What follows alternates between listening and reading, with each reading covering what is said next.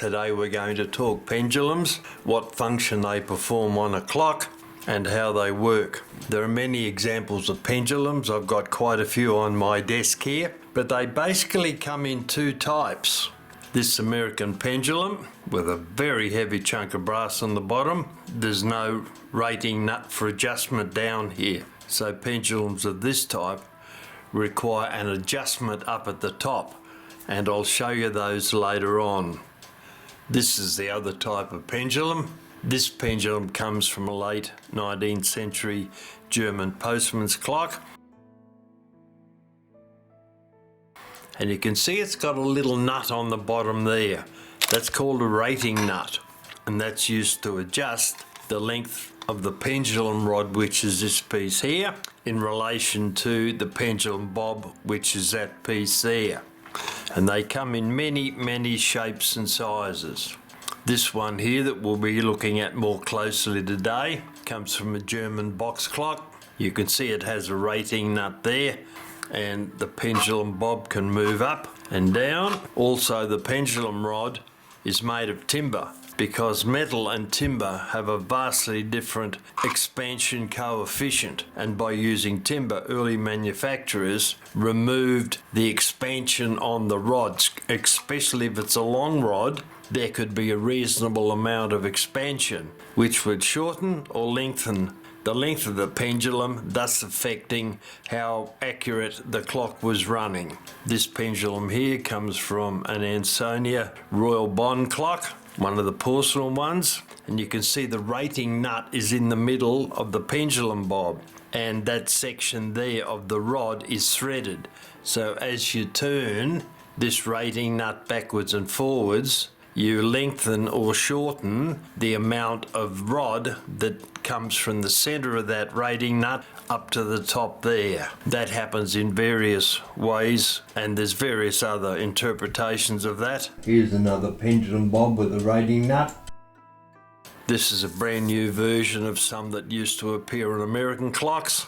It has a large lump of lead on the pendulum bob, a rating nut there, rating threads down there, and a piece of brass wire there. So as you wind down the rating nut, you then pull the top up like so, and you've literally lengthened that by about 1/4 of an inch or just under.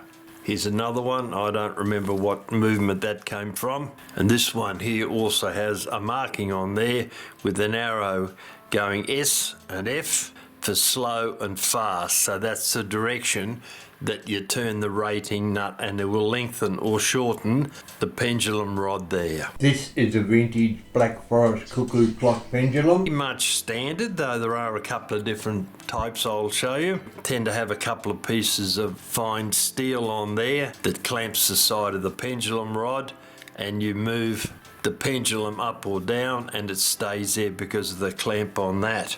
Here's a different version. You'll notice it's not easy to see, but it's got lots of little graduations up there, along there.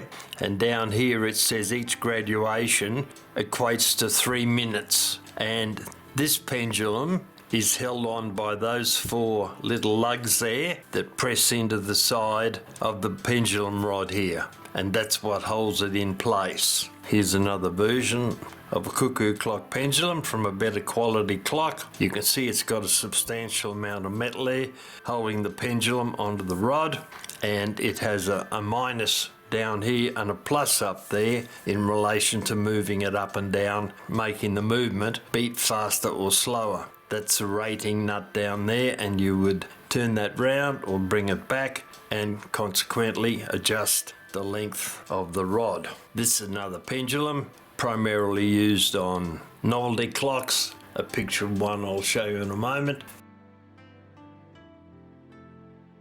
But it's a very simple turned piece of wood with a hole in it, and it slides up and down that rod there. Alright, let's have a look at the individual parts that make up a pendulum. On the top here we have the hook. This piece down here is the pendulum rod. This is the bob, pendulum bob. That piece there is the rating nut, and that is the rating thread. So we're going to take this to pieces now so you can see the individual parts. Now if you've taken a pendulum from a clock that's working or near enough, and you want to take the pendulum to pieces to polish this brass up on a machine, you don't want to run over the edge and affect the timber here, then you can take the pendulum to pieces. But before you do, it's a good idea to go down onto the ratings thread here and put a little black mark with a Sharpie. You can see that just there, down there. And then the other thing that you need to do is put a mark, a very small mark on the bottom of the rating nut at the top, exactly at 12 o'clock or near enough to 12 o'clock. Don't make marks there or anywhere else, so you can see how far you've adjusted the rating nut. Put it underneath, and then when you put the pendulum back together again, you can turn the rating nut up to come to that black line there, and then turn it over and have a look here for your mark, and then turn it round so that that mark there on the top is sitting up at the top. That does not guarantee the pendulum is now set up correctly. You still have to put the clock in beat, but it gives you a very good starting point. Alright, so let's undo the rating nut. We'll take that right off, unscrewing it all the way down. This one's a pretty long rating thread on it. Now the pendulum bob will just slide off. There's the bob. Be careful when you take the bob off, because there's often loose parts sitting down there and you can lose them onto the floor like I just did. There's a pendulum rod with this metal rating thread stuck in there. Right, so that is how you take a pendulum to pieces, and those two bits have dropped out again. There they are. I'll put them back in a moment.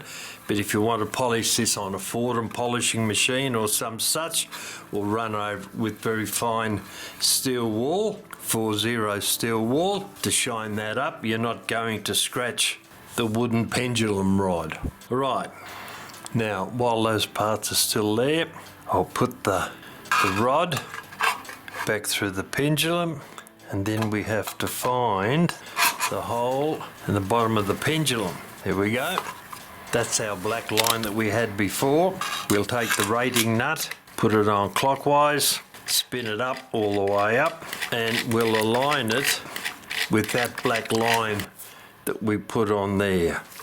Now we can pull the pendulum rod through, so it's tight, and then we look under the rating nut and we have a look for the little mark we put on there, and there it is there.